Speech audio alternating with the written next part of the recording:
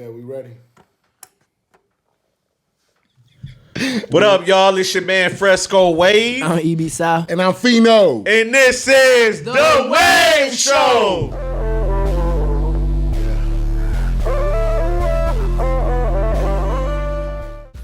Alright, y'all. We in the building. The fellas is here. The whole gang here. I don't know if y'all was able to catch the video that went viral of the pastor giving the chick oral sex. But yeah, it was a video that went viral recently of the pastor giving the chick oral sex. Going crazy. That leads to the topic of the day.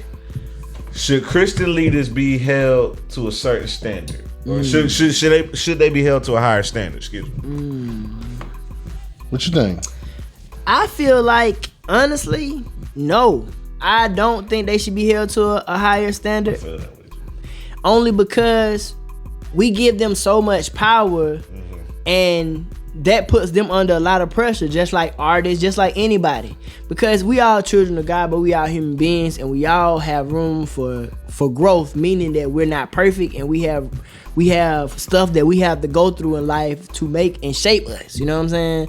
So I feel like when we put these pastors and stuff, or anybody of leadership, I think, on a certain pedestal, that separates you from them.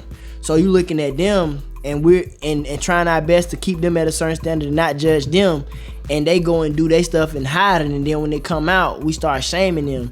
I salute those pastors that keep it real from the jump. Be like, hey, I'm just like you. I'm just the person that y'all have voted to put me in position, but that doesn't make me better or worse than you guys. That just puts me to give you the word that you need. Don't look at me like a god. Don't put me on a pedestal.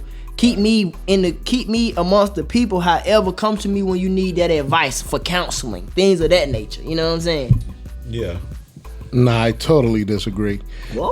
You put me in, you vote me in, and then I'm sitting here quoting scriptures out of this book, whatever religion you're in, and I'm telling you that I'm the shepherd, you're the lamb, or whatever. I'm guiding you. You need to pay tithes. You should put some offerings in. When I'm sitting here telling a group of people that I'm chosen, I'm the voice, I'm like a vessel of God. Feel like you have to uphold that standard. Then you need to uphold that standard. So what's the standard? What's the standard? What do you mean? What's the standard? Like uphold. When you saying uphold a standard, what qualifies for that standard? You need to be an example. What's the example? If you don't want, you know, I don't know if he was married or not, but if you don't want these, you know, it's a sin to go out there and be doing what he was doing without being in a marriage, right? Don't sit here and do stuff that goes against the religion or the scriptures that you're out here every Sunday, you know, preaching. You know, what kind of leader are you? Yes, because you're a leader. So yes, you have to be held to a different standard. Can you make mistakes? Yeah, you can make mistakes. But should you suffer the consequences or the repercussions for what you did much bigger than somebody like, you know, who's following you? Yes. Because I'm following you because I'm trying to be like you.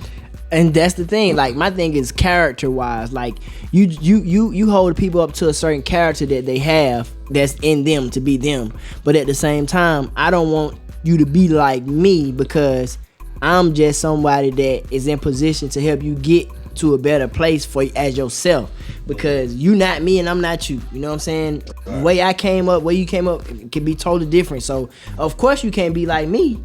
You don't have what it takes to be me, but you have what it takes to be you, and you can take the morals and principles that I may set in place. Now, when it comes to morals and principles for my church, that's different. Like, cause tithes and offering, even though it's biblically something that's required, that's still a gamble because you don't have to give, and I have to be okay with it. Unless you a member, unless we got a whole program set up for that, which is cool. However, at the same time, I also feel like I'm not saying that I'm trying to justify and make myself go out here and do something crazy. No. But if I do come, I'm down to earth. So if I come out and I can talk and walk just like you in a sense and be like, hey, what's going on? How you doing? Don't look at it like, oh my God, that's not how should I, who are you what is the standards of what a pastor should be? as far as Right. as a person, as a human being. Now, I know with certain laws and bylaws that I have to abide by, and that's what I signed up for. You know what I'm saying? But other than that, those bylaws, I want you to know, like, hey man, I mess up too. I might smoke a cigar. You know what I'm saying? Here and there. That's not sinful. But people will take that as something. Going down on somebody who's not your wife is, I think that's a sin. But see, I don't know the story behind it. But is he married? Was he married? The pastor? It doesn't matter if he's married. He's going down on somebody who's not his wife. So it's either one, adultery, or two, he's having sex before marriage. That's true. I mean, come on, fornication or adultery. Example, I mean, pick your poison. out of 100 people, how many people have not had sex outside before they got married? Man, you asking personal questions right now. And that was talking about us. That's his personal business. We talking about him But and all the his pastors. personal business, though. You know what, man, with this topic, I'm a little 50-50. I'm with my man as far as like, cause No, I don't think they should be held to a higher standard. I feel that way too. Yeah, when you assume a leadership position, yeah, it is like a certain standard that you have to withhold, because at the end of the day, you got a mass of people looking towards you, whether it's for guidance, leadership, role model, whatever. What they got to do with me getting a little box? Yeah, but at the same time, that ain't got nothing to do with but it. hold up, at the same time, I'm with you, Sal, He was eating the box. Because I feel like, I really want people to just be them and be themselves without, because I guess when you have that on your shoulders, I think certain people in leadership positions feel like they have to be a certain kind of way, which to an extent you do, but it's kind of like you're not really being yourself at the same time. And my thing is, if you're trying to be yourself and you can't uphold to those responsibilities and those standards, don't get into it or fall back. That sounds good. That's just like when we apply for a job and we get a job interview and they be like, "Are you gonna do X, Y, and Z?" Be like, "Yeah." Then the next day we call out on some BS. Like, I feel like God still hears a sinner's prayer. When you get into the job and you see what the job really is, you like, dang, I didn't realize. But chances are that you're not going to be there for that long. No, maybe not. And then you're there as an employee. You're not there as the boss. You're not there as you're not sitting there leading people. But as a morally, as a pastor, what's the line between being a boss and an employee? Because one directs you within the policies of that company. One directs you within the policies of life. That's the same thing. No, it isn't. It's different, because I'd rather have a great boss in life than a great boss at work. Because the great boss in life is going to help me with my happiness. It's going to help me with the type of person that I'm going to become.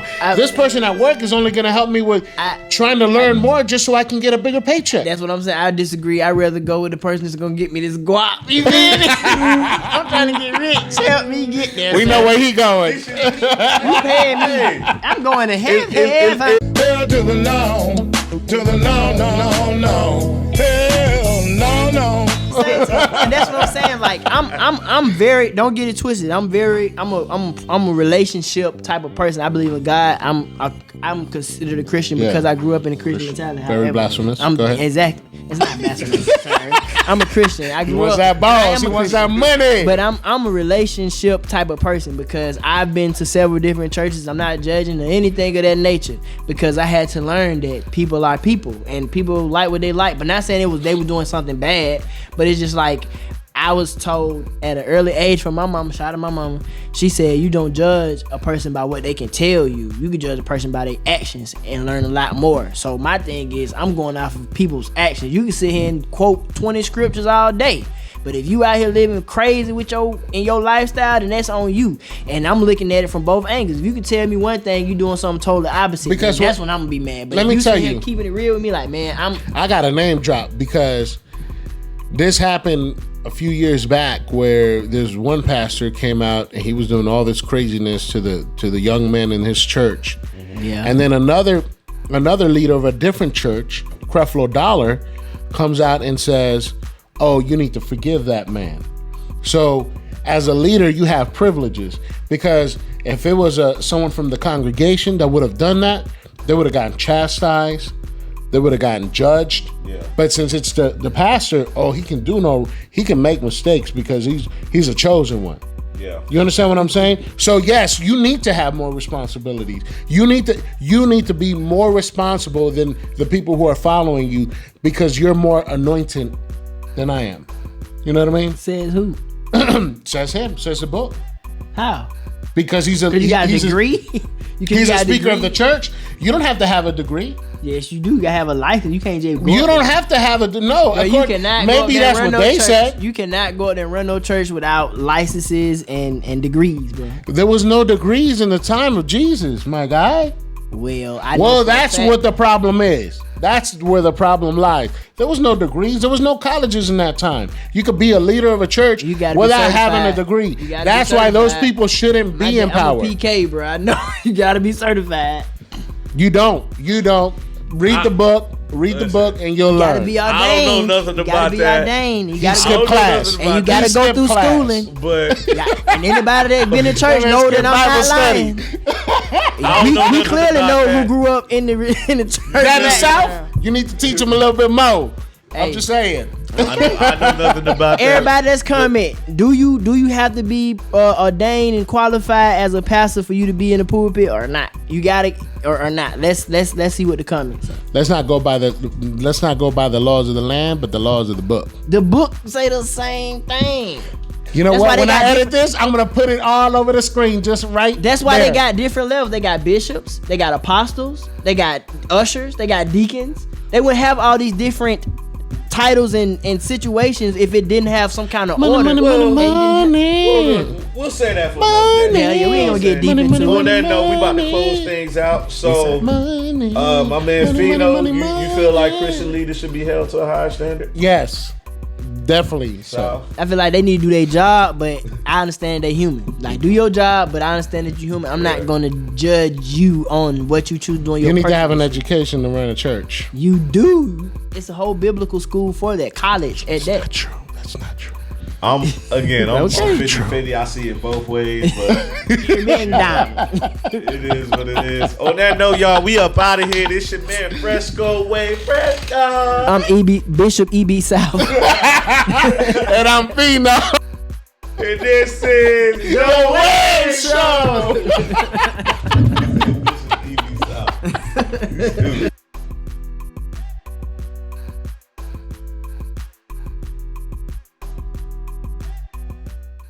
Okay, that's a wrap.